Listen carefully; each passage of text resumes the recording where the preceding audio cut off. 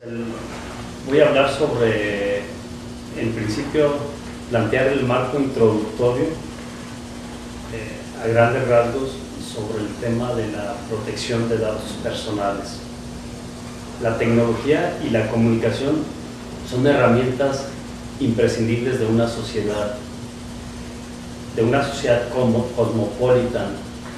A través de la tecnología y del Internet, la comunicación trasciende fronteras. Hoy en día, compartir información dentro del ciberespacio es fácil. Mantener contactos con amigos, familiares y demás personas a través de las redes sociales. En la actualidad es difícil concebir la comunicación sin hacer uso de las herramientas tecnológicas que facilitan este proceso de transmisión de mensajes e información. Precisamente, esta comunicación se ha convertido en una de las más importantes encrucijadas en el estudio de la conducta humana. Ya en la era tecnológica, el punto medular es la información, que como actividad y como bien es la principal fuente de la riqueza. La información es concebida como un elemento imprescindible en el desarrollo del propio ser humano, ya que aporta elementos para que éste pueda orientar su acción en la propia sociedad. La comunicación automatizada y los procesos de acceso de información virtual se han acuñado al concepto de sociedad de la información, misma que juega un papel importantísimo en las actividades sociales, culturales y económicas. La sociedad de la información lleva inscrito el liberalismo de una sociedad más igualitaria y más justa. Una sociedad informatizada como la actual, en donde cada uno de los integrantes de una sociedad requerimos para su desarrollo intelectual y humano mucho más información de la que nosotros directamente podemos percibir. Es tal que necesitamos ser informados, no estar impedidos al acceso de la información.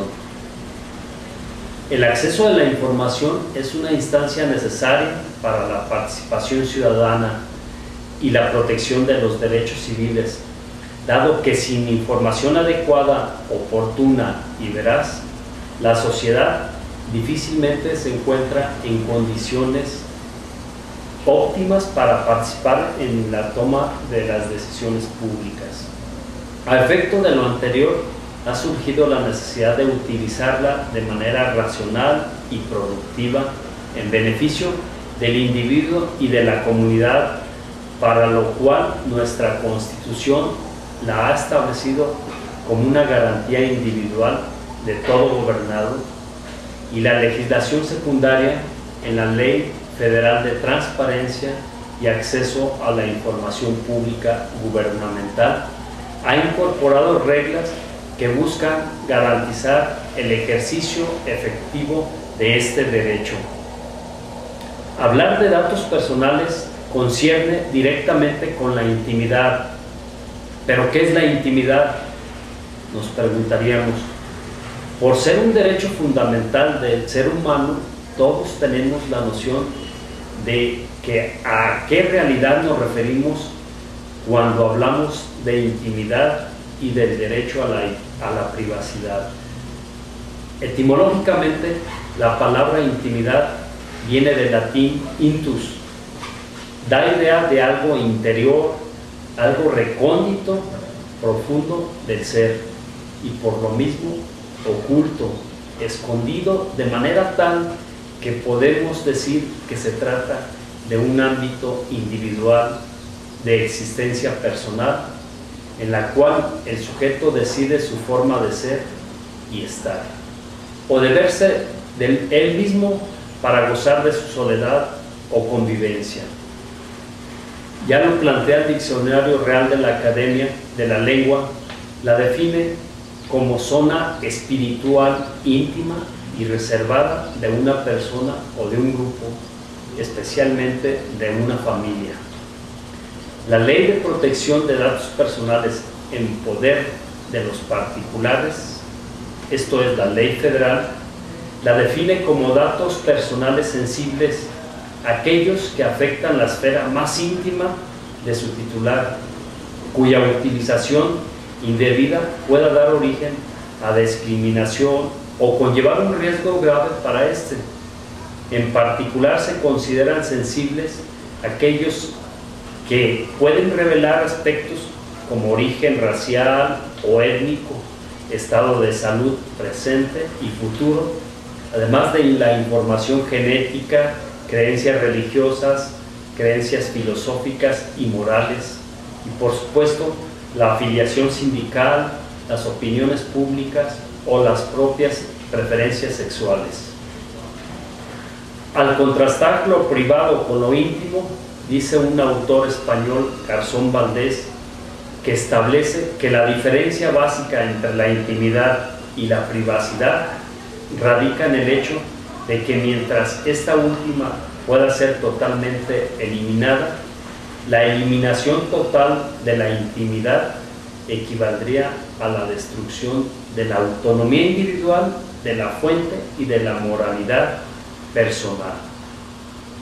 Las cosas no son íntimas o privadas solo porque tienen una naturaleza exclusiva que las hace así, sino porque el ser humano así quiere guardarlas y comunicarlas a quien él selecciona en virtud de un sinnúmero de razones. Como puede comprobarse, todo avance tecnológico que implique un uso social finalizará requiriendo la intervención jurídica, pero en este caso ya no únicamente del Estado, debido a que la existencia de un espacio virtual transfronterizo requiere para la informática y del uso de la red una regulación universal que, como veremos más adelante, plantearemos algunas no pocas dificultades. La primera generación de estas normas relativas a la protección de datos establece unos medios de protección de acorde con las necesidades existentes, pero el uso de esta base de datos se realiza esencialmente por la administración pública, ya sea federal, estatal o municipal. El conocimiento de los datos es difícilmente generalizable o instrumentalizable. Por ello, la protección se centra sobre un espacio físico en el que se ubica la información, el ordenador y base de datos, y además se lleva a cabo mediante la autorización previa para su acceso y uso. No hay conciencia en esta primera generación de un uso indebido de estos datos por parte de los ciudadanos, entre otras razones por la imposibilidad técnica. La segunda generación de normas relativas a la protección de datos ahonda o profundiza en la pretensión de conservar la calidad de los datos y además tiene presente que el uso indebido de los mismos por personas de fuera del ámbito de instituciones estatales pueden lesionar los derechos fundamentales. Con ello se establece que el tratamiento de esta información personal puede estar justificado a la vez que ser necesario para el desempeño de las funciones propias del organismo que hace uso de ellas. Se establecen en esta generación de normas el consentimiento del titular, el derecho de acceso y además el control, así como la obligación de mantener la calidad de los datos y en todo caso informar en el momento de la recogida de estos y la finalidad de los mismos.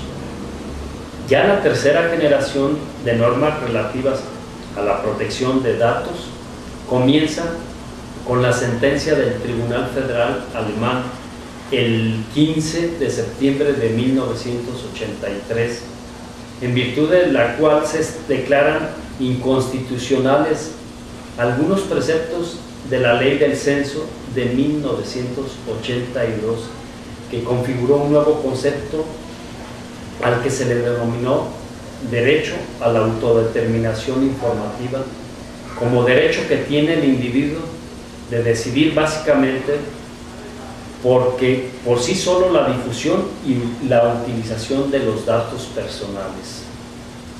Esta norma requerirá a los ciudadanos a la contestación obligatoria de unos cuestionarios que contenían aproximadamente 160 preguntas. La finalidad de estos datos no era meramente estadística, sino que podía ser utilizada por cualquier administración, pero siempre y cuando fuera útiles a sus funciones. El segundo elemento fundamental para requerir un avance en la legislación relativa precisamente a la protección, la aparición del Internet, con todo lo que lleva implícito la evolución técnica y de forma concreta, las telecomunicaciones hacen posible la vulneración de derechos fundamentales con gran facilidad. La legislación establece la importancia que en el marco de la sociedad de la información reviste el actual desarrollo de las técnicas para captar, transmitir, manejar, registrar, conservar o comunicar los datos relativos a las personas físicas. Todos tenemos el derecho a saber. La responsabilidad de informarnos es nuestra.